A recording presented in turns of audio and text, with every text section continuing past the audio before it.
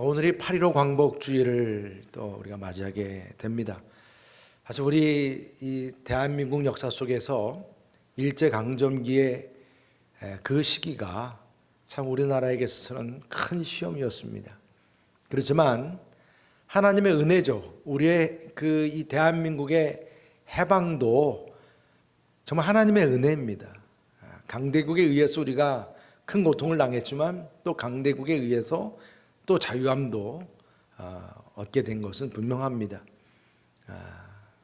그래서 우리가 이처럼 지금은 세계적으로 아주 강한 그런 나라가 되기까지는 그 이후에 우리가 정말 또 하나님의 더 큰 은혜 가운데서 우리 나라가 이렇게 복되게 또 부흥케 된 줄 믿습니다. 그럼 유대인들도 포로기 이 바벨론 포로기가 있었는데 바로 70년. 그러니까 우리나라의 일제 강점기의 2배라 할 수 있겠죠. 그 70년이라고 하는 그 포로 생활을 지냈습니다. 그런데 자비로우신 하나님께서 이방 사람 페르시아 왕, 참 우리 이 나라의 상황하고도 참 많이 유사하죠. 이 페르시아 왕 고레스의 마음에 영을 불어 넣어 주심으로 다시 한번 이 하나님의 백성들의 삶에 개입을 하십니다. 주전 538년 그 법령이 포고가 됐죠. 법령. 이제 유대인들을 다시 고향으로 돌아가게 하고 대표적인 한 5,000명 이하 되는 그 유대인들을 다른 일도 아니에요. 하나님의 성전을 짓도록 고향으로 가게 했다는 말씀입니다. 이들이 포로 귀환 후에 첫 번째로 보인 신앙의 부흥은 이 바빌론 침략으로 다 무너져 버린 성전을 다시 짓는 부흥운동이었습니다. 포로에서 돌아온 백성들은 이 성전을 다시 건축하기로 했지만 예기치 못한 방해를 이제 받고 멈춰야 했습니다.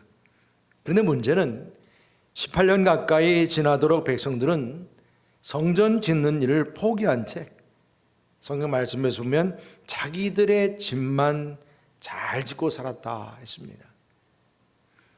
여호야긴의 손자죠. 다윗의 왕조라고 할 수 있는 이 총독 스룹바벨과 대제사장인 여호수아와 고향으로 돌아온 그 남은 백성들, 그 백성들은 학계 선제를 통해서 다시금 산에서 나무를 가져다가 성전을 건축하라, 이 말씀을 듣습니다. 하나님은 이 학계 선제를 통해서 하나님의 성전을 짓도록 유대의 땅에 부흥을 이루어 주셨습니다. 그 부흥이 어떻게 주어졌습니까? 그 첫 번째가 하나님의 계획을 회피하는 게으름을 살피게 하고 돌이키게 했습니다. 하나님께서는 이방인 고레스를 통해서 해방시키시고 성전까지 짓게 하고 물질까지 지원하도록 했습니다. 그렇지만 이 유다 백성들은 상황이 사실 많이 힘들었어요. 고향 땅으로는 돌아와서 감격이 있지만 얼마나 힘들었겠어요. 다 황폐해진 땅에서 살기란 정말 궁핍했습니다. 그런 가운데서 여호와의 전을 건축하려니 얼마나 힘들었겠습니까?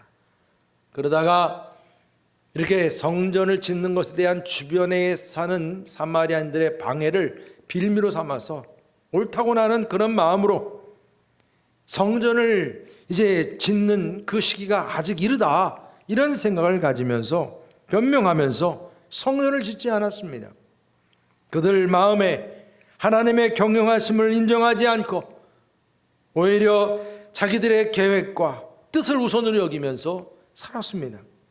이들이 부정적으로 그렇게 말하는 배후에는 게으름도 있지만 자기들만을 위한 시간과 재물을 누리고자 하는 그런 욕심이 앞섰던 것입니다. 좀 더 여유가 있고 편해지면 성전을 짓지, 그러면서 성전을 짓는 것을 뒤로 미루면서는 막상 자기들의 집을 짓는 데는 빨랐고 화려하게 지었다는 것입니다. 여기서 이 하나님의 계획보다는, 또 하나님의 그 강한 영향력보다는 사단의 영향력이 더 앞섰다는 것을 깨닫게 합니다.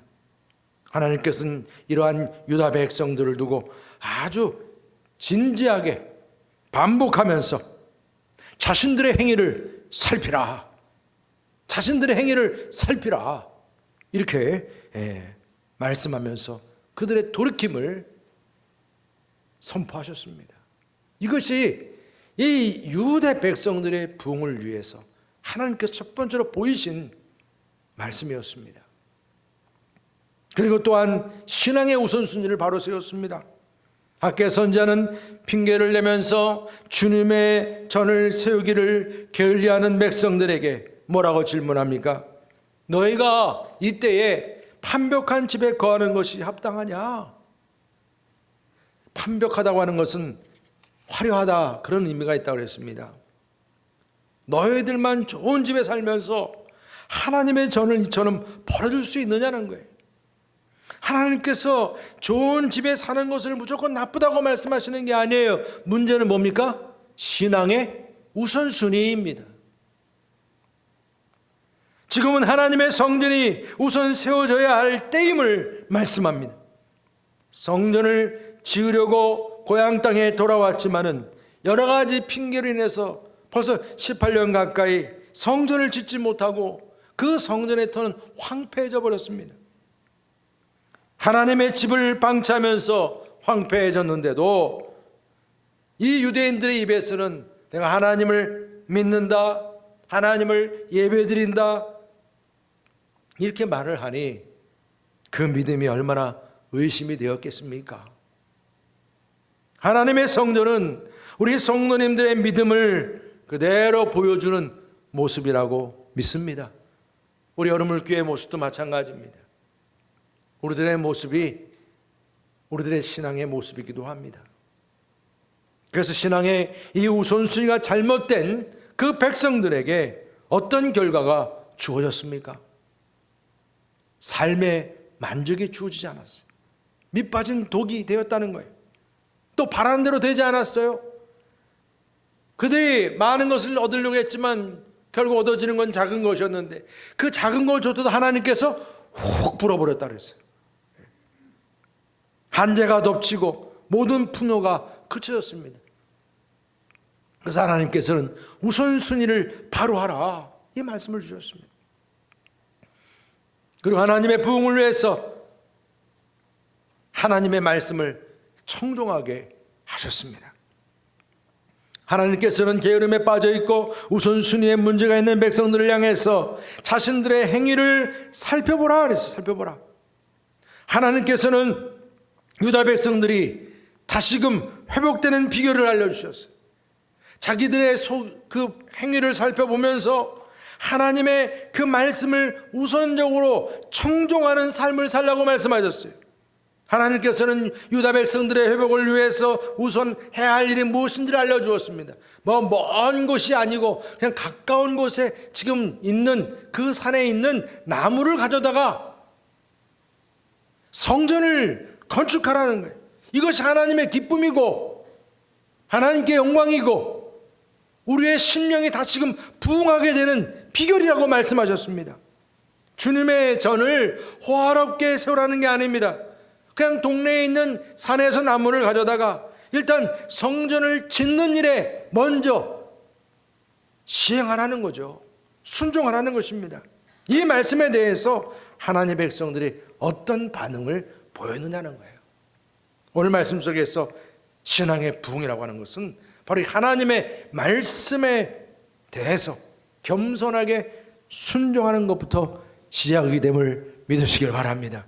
그래서 오늘 12절 말씀을 다 함께 읽어보겠습니다. 12절 말씀 시작. 스알디엘의 아들 스룹바벨과 여호사닥의 아들 대제사장 여호수아와 남은 모든 백성이 그들의 하나님 여호와와 목소리와 선지자 학개 말을 들었으니 이는 그들의 하나님 여호와께서 그를 보내셨음이라. 백성이 다 여호와를 경외하매. 아멘. 여러분, 그들이 하나님의 목소리와 학개 선지자의 말씀에 이 스룹바벨, 총독 스룹바벨이나 여호수아 대제사장이나 남은 모든 백성들이 청종했다. 그리고 하나님을 경외했다는 것입니다. 그들이 하나님의 말씀에 청종하고 경외하게 되었다는 말씀은 잘못된 행위로부터 돌아서게 되었다는 것입니다. 다시금 믿음으로 하나님의 말씀을 붙잡는 영적인 부흥이 그들의 마음에 다시 불을 듯 일어났다는 것입니다. 지금도 하나님께서는 우리들에게 계속해서 말씀하십니다. 아직도 핑계를 대고 하나님의 뜻보다는 나 중심적으로 살지는 않았느냐 살펴보라는 거예요. 하나님보다 더 사랑하는 우상 숭배를 떠나라고 말씀하세요. 하나님의 음성에 귀를 기울이라고 말씀하세요. 영적인 일에 우선순위를 두라 하십니다. 사람을 바라보거나 의지하지 말라 하십니다. 먼저 그의 나라와 그의 의를 구하라 말씀하세요. 하나님의 말씀에 바로 정정하고 삶의 우선순위를 바로 하라, 이 말씀입니다. 여러분, 우리가 하나님 앞에서 돌이켜야 할 잘못된 행실들이 무엇입니까? 우리의 죄를 돌이키고 하나님 그 뜻에 순종하는 삶, 그 순종하는 삶을 회복할 수 있는 저와 여러분 되시기를 주님의 이름으로 축복합니다. 그리고 네 번째로는요, 하나님께서 함께 하심을 확신시켜 주셨어요. 하나님께서는 새롭게 결단하면서 하나님 말씀에 순종하고자 하는 이 유다 백성들에게 믿음의 확신을 불어넣었습니다. 내가 너희와 함께 하노라 그랬어요. 여러분 13절에 말씀합니다. 그때 여호와의 사자학개가 여호와의 위임을 받아 백성에게 말하여 이르되 여호와가 말하노니 내가 너희와 함께 하노라 하니라. 여러분, 하나님께서는 누구와 함께 하신다는 말씀입니까? 나 자신의 잘못된 행위를 살피고 신앙의 우선순위를 바로 하고자 하는 그런 성도님들에게 주시는 말씀임을 믿으시길 바랍니다. 하나님의 말씀을 청정하고자 하나님만을 경외하는 삶을 살겠다고 결단하는 그런 성도님들에게 주어지는 약속의 말씀임을 믿으시길 바랍니다. 여러분, 말이 쉽지요. 내가 지금까지 내 방법대로 내 생각대로 이렇게 살아왔던 내 삶의 습관이나 형식이나 삶의 방식을 여러분 쉽게 바꿀 수 있겠습니까? 그것도 다른 이유가 아니에요. 하나님의 말씀에 청종하기 위해서 내가 가지고 있었던 모든 기득권을 포기할 정도로 내 삶의 스타일을 바꿀 정도로 이거 쉽지 않죠. 심지어는 두려울 정도죠. 두려울 정도입니다. 하나님 우선주의로 살아가고 말씀에 철저히 순종하는 삶이라고 하는 것은 그만한 대가가 필요하다는 것입니다. 염려 근심이 왜 없겠습니까? 두려움이 왜 없겠습니까? 그러니까 우리가 주저하지 않겠어요? 하나님의 말씀인 줄은 알면서도 우리가 그 말씀대로 따라서 행하는 이 삶이 두려운 거죠. 그래서 하나님께서는 우리의 결단이 얼마나 힘들고 그만한 대가를 치러야 할지 두려움의 요소가 되는지를 잘 아시는 거예요. 그래서 강하게 단호하게 말씀하신 거예요. 내가 너희와 함께 하노라. 내가 너희와 함께 하노라. 여러분, 예수님의 어머니 마리아가 천사의 말을 들어요. 천사의 말을. 내게 성령으로 아기가 잉태될 것이라. 이름을 예수로 하라. 그가 죄로부터 구원할 자라. 여러분, 이 하나님의 음성을 들은 마리아가 어찌 두렵지 않았겠습니까? 아니, 그냥 내가 결혼하고 나서 정말 아기를 갖는다고 하면 이해가 되는데 좀 처녀의 몸이지 않습니까? 그런데 내 몸을 빌어서 하나님의 메시아가 탄생하게 된다는 이 말씀을 듣게 됐을 때 놀라운 축복이긴 하다 그렇게 생각하지만 정작 처녀의 몸으로서 어떻게 아이를 낳을 수 있겠는가? 분명히 성경에 이렇게 말씀하셨어요. 보라, 처녀가 잉태하여 아들을 낳을 것이요 그의 이름 임마누엘이라. 우리와 함께 하신 하나님께서, 바로 여러분, 이 마리아는 바로 이 말씀에 그대로 꼬꾸라졌어요. 말씀대로 이루어지이다. 그래서 그 처녀의 몸을 통해서 아기 예수님이 잉태하고 그 구세주가 탄생하게 됐어요. 여러분, 가나안 땅을 앞두고 그 용장 여호수아, 여러분 얼마나 사실 두려웠겠습니까? 가나안 땅을 정복해 간다고 하는 것이 어떤 상황에 벌일지 모르는 그 두려움을 전제하는 거 아니겠습니까? 그렇지만 하나님께서는 그러한 여호수아에게 내가 밟는 땅을 다 주리라 이렇게 말씀하시면서 여호수아서 1장 5절 6절 뭐라고 말씀하시죠? 우리 다 같이 함께 읽어볼까요? 시작. 내 평생에 너를 능히 대적할 자가 없으리니 내가 모세와 함께 있었던 것 같이 너와 함께 있을 것임이니라. 내가 너를 떠나지 아니하며 버리지 아니하리니 강하고 담대하라. 너는 내가 그들의 조상에게 맹세하여 그들에게 주리라 한 땅을 이 백성에게 차지하게 하리라. 할렐루야. 여러분, 하나님, 그 하나님은 우리에게 막연하게 이거 해라 저거 해라 그렇게 말씀하시는 분이 아니에요. 모든 걸 다 책임져 주시고 내가 너와 함께 할게, 걱정하지 마. 여러분, 지금 우리가 하나님 중심으로, 성전 중심으로 우선순위를 세워 살아가기란 물론 쉽지 않습니다. 하나님 말씀에 내가 순종해서 나무를 가져다 성전을 건축하라. 여러분, 우리 여러분 교회에게 주어진 명령은 뭐예요? 이제 비전 센터를 세우라. 이런 명령대로 우리가 살아간다는 것 물론 쉽지 않아요. 그러나 앞으로의 새하늘과 새 땅을 우리가 바라봅니다. 하나님을 경외하고자 하는 여러분들에게 오늘 주님 말씀하시는 거예요. 내가 너희와 함께 하노라. 허락하신 새 땅에 들어가려면 마음의 준비 다하여 힘써 일하세. 여호수아 본받아 앞으로 가세.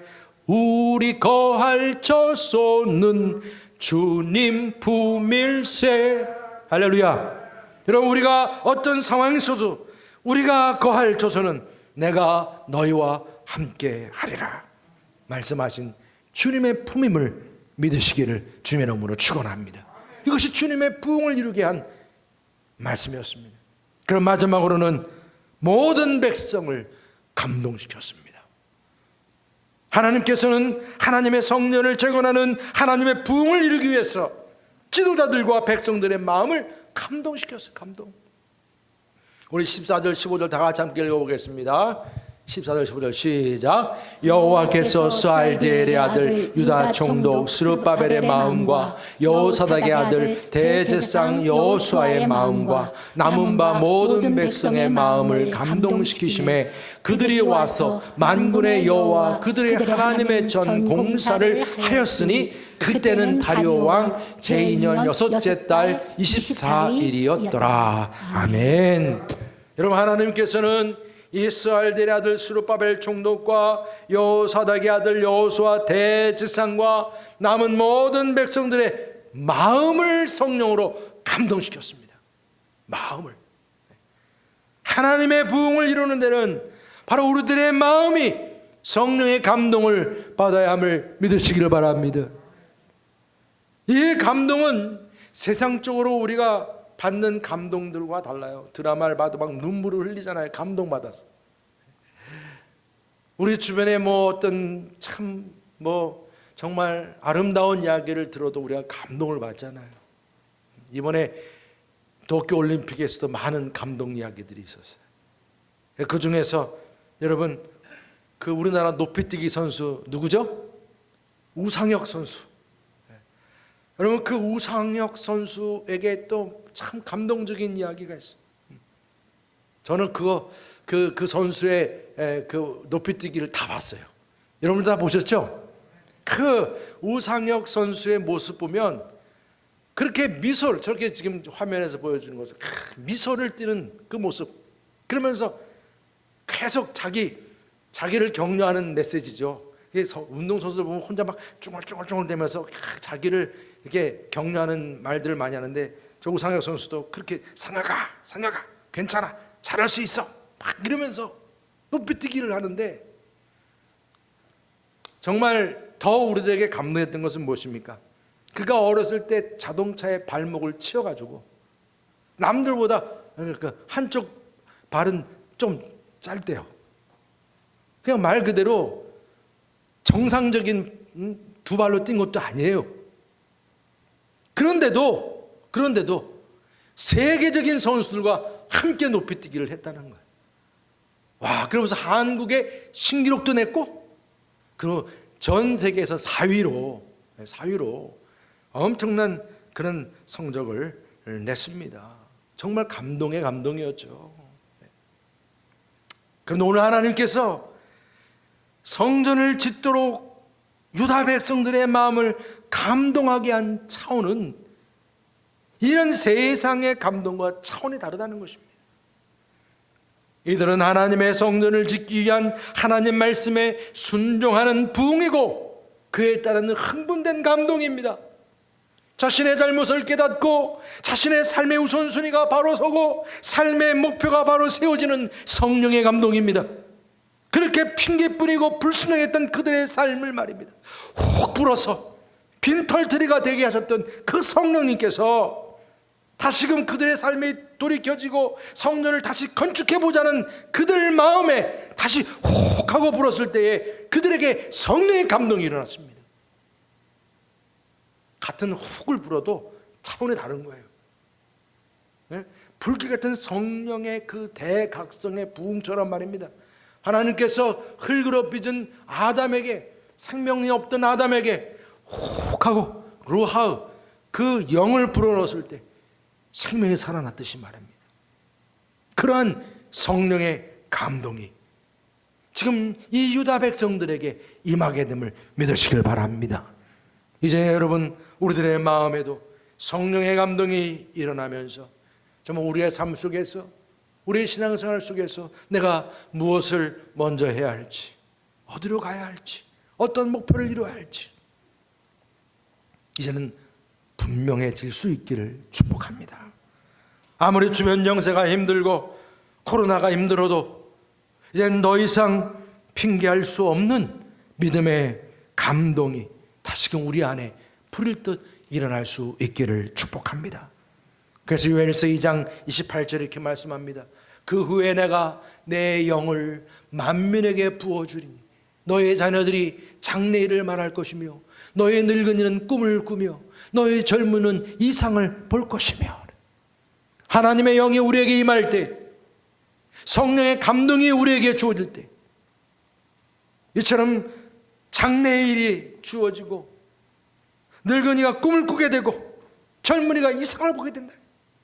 그뿐이 아닙니다. 스가랴서 4장 6절 말씀으로 다 같이 함께 읽어보겠습니다. 시작. 그가 내게 대답하여 이르되 여호와께서 스룹바벨에게 하신 말씀이 이러하니라. 만군의 여호와께서 말씀하시되 이는 힘으로 되지 아니하며 능력으로 되지 아니하고 오직 나의 영으로 되느니라. 할렐루야.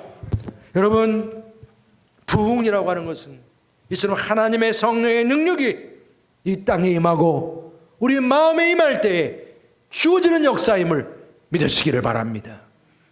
여러분, 그 유명한 우리 마틴 로이드 존스라고 하는 분께서 부흥이라는 책을 쓰셨는데 그 책 내용에 부흥이란 이렇게 얘기합니다.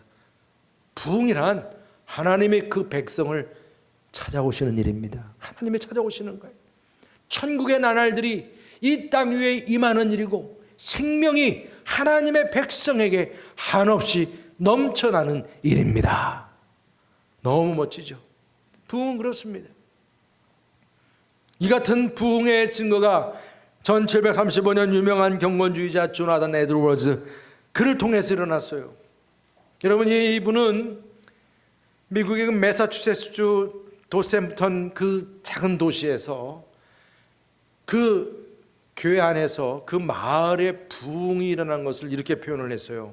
성령의 역사는 곧 그 마음을 영광스럽게 바꿔놓았습니다.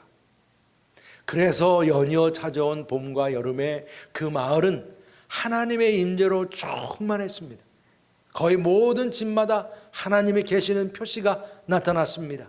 각 가정마다 자신들에게 이루신 구원으로 인해 기뻐했고, 부모들은 자녀들이 새롭게 태어난 것을 기뻐하고, 남편은 아내가, 아내는 남편이 새롭게 태어남을 기뻐했습니다. 당시 집회는 아름다웠고 예배는 활기가 넘쳤습니다. 모든 청중은 목회자의 입에서 나오는 말씀을 열심히 받아들였습니다. 어떤 이들은 슬픔과 고뇌로 울었고, 다른 이들은 기쁨과 사랑으로 울었으며, 다른 이들은 이웃에 대한 염려와 긍휼함으로 울었습니다. 여러분, 이러한 기쁨과 눈물이 우리의 부흥을 통해서 일어나게 됨을 믿습니다. 여러분들은 이러한 부흥의 체험이 또 다 있으심을 믿습니다. 여러분, 유다 백성들에게 임하셔서 부흥을 일으키신 만군의 여호와 하나님께서, 바로 그 만군의 여호와 하나님께서 우리 여름물교회 성도님들에게도 임하시기를 축복합니다. 유다 백성들에게 임하셨던 그 성령의 감동하심이 이제 하나님의 귀한 사명을 이루고자 하는 우리 모두의 심령 가운데 임하기를 원합니다. 지금 우리는 코로나 핑계 시대라 이렇게 말할 수가 있어요. 이제는 코로나만 얘기하면 그냥 다 통과예요, 통과.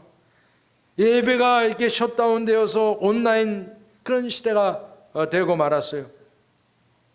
사실 온라인 예배에 덕도 있죠. 정말 예배드리기 어려운 위치나 그런 상황 가운데 있는 분들이 이렇게 온라인 예배를 드리게 됨으로 인해서 예배에 같이 동참할 수 있게 된 것은 너무 감사한 일이에요. 이제는 멀리 이사해도, 멀리 가도, 어디 가도 우리가 같이 다, 우리 성도님 가운데 저 여수로 이사 가신 분이 계신데 그분도 우리 교회 온라인 예배를 같이 이렇게 들어오신다고 그러더라고요. 정말 뭐 어느 곳에 있든지 간에 이제는 그런 장점도 있지만, 그렇지만 우리가 함께 모였던 이 성전의 그 모습이 이제 무너지기 시작했어요. 성전 예배가 불필요해질 정도로 황폐해지고 있어요. 교회를 못 나와도 이제 코로나 핑계를 대는 거예요. 바로 며칠 전이죠. 13일에 금요일이죠. 기독교 종로에 있는 기독교 100주년 기념관에서 대한예수교 장로회 통합총회하고 또 목회 데이터 연구소, 한국 기독교 언론 포럼하고 해서 이 포럼을 열었는데 주제가 이겁니다. 2021 한국교회 코로나 이후 추적 조사 결과. 이제 코로나 이후에 어떻게 되겠느냐는 그런 부분에 대한 여러 가지 이제 포럼을 하면서 이러한 질문을 했다고 그래요. 그것도 이제 목회자들 한 900명 정도, 또 평신도 한 1000명 정도 해서 주일 예배, 이게 대면 예배죠. 주일 예배 이제 반드시 이 교회에서 예배를 드려야 합니까? 아닙니까? 이 질문을 던졌는데 목회자들은 73%가 그렇게 예배를 드려야 한다 그랬대요. 근데 일반 성도들은 뭐라고 했냐면 27.8%면 10명 중에 3명이죠. 그 정도만 동의를 했다는 거죠. 그리고 교회에서 예배 드려야 된다. 나머지 7명은 교회에서 예배 드리지 않아도 된다. 이런 통계가 나왔다는 것입니다. 정말 그러면서 이제 코로나가 지나고 난 다음에 앞으로 교회의 교인들의 구성원이 어떻게 될 것이냐? 평균 교인의 감소율이 26.5%라 4분의 1이 이제 사라진다는 거죠. 사실 이제 코로나 이후의 문제는 이렇게 큰 문제가 뭡니까? 교인의 감소의 문제도 있겠지만 양극화의 문제다. 이런 목회자와 성도들이나 성들과 성들 간에 이런 서로의 관점이 너무 양극화되는 그런 문제들도 앞으로 이제 생기게 된다는 것이죠. 정말 지금 우리는 교회 나갈 때가 아니에요. 조금 더 있다 나가야 돼요. 우리 이런 얘기를 너무나 우리가 같이 이제 나누게 되죠. 그러면서 또 성전을 지을 때가 또 아니에요. 우리가 그렇게 생각할 수도 있겠죠. 그렇게 말할 수 있습니다. 그렇지만 여러분, 지금이 우리 성도님들 개인이 자신의 행위를 다시 살펴보고 신앙의 우선순위를 바로 세울 때임을 믿으시길 바랍니다. 학개 선자의 그 말씀이 지금 우리들에게 그대로 주어지는 거예요. 성전을 세우라는 주님의 음성에 청종하는 부흥이 지금 이 시대에 우리 가운데 일어날 수 있기를 주님의 이름으로 축복합니다. 성령의 감동하심을 주체할 수 없어서 다시금 은사가 불을 듯 일어나고 예배가 다시 부흥하는 우리 여러분의 교회, 우리 모든 한국 교회가 될 수 있기를 주님의 이름으로 축복합니다. 하나님의 성전이 세워지고 비전센터를 세우는데도 모두가 기쁨으로 하나 될 수 있기를 주님의 이름으로 축복합니다. 할렐루야. 오늘 이 시간에 우리 마음 또 이 말씀 가운데서 제 마음을 또 울린 찬양이 오셔서 진리의 성령님입니다. 부흥의 불길을 타오르게 하소서. 그래야 우리에게 맡겨진 사명, 또 우리 비전센터 세우는 일도 우리 감당할 줄 믿습니다. 이 코로나의 위기도 감당할 줄 믿습니다. 우리 함께 다 같이 찬양하겠습니다. 오소서 진리의 성령님, 이 땅 흔들며 임하소서. 거짓과 탐욕 죄악에 무너진 은근히 가슴 젊게 하소서. 오소서 은혜의 성령님, 오소서 은혜의 성령님, 하늘 가르고 임하소서. 거룩한 불꽃 하늘로서 임하사 타오르게 하소서. 주의 영광 위에 불의 불길 타오르게 하소서. 지혜의 말씀 이 땅 새롭게 하소서.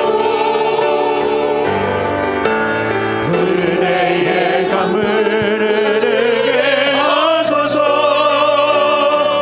성령의 바람 이 땅 가득 들어와 희노 입은 주의 순결한 백성, 주의 영광 위에 이제 일어나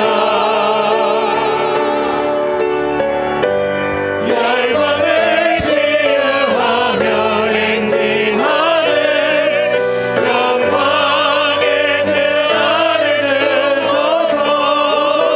진리의 성령님, 오소서 진리의 성령님, 이 땅 흔들며 임하소서. 거짓과 탐욕 죄악에 무너진 우리 가슴 젊게 하소서.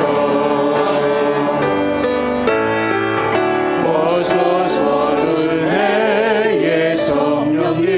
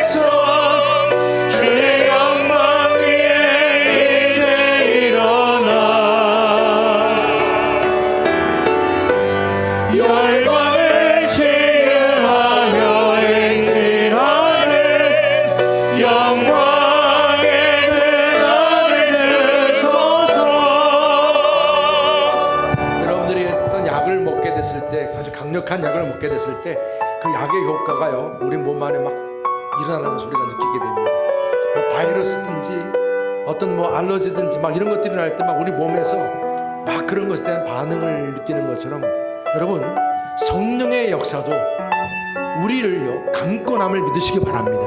우리 하나님의 일을 감당하는 일, 비전센터를 세우는 일, 우리가 하나님을 위해서 귀하게 쓰임받는 모든 일은 성령님께서 우리를 강권하실 때 이 부흥을 통해서 일어나게 됨을 믿으시길 바랍니다.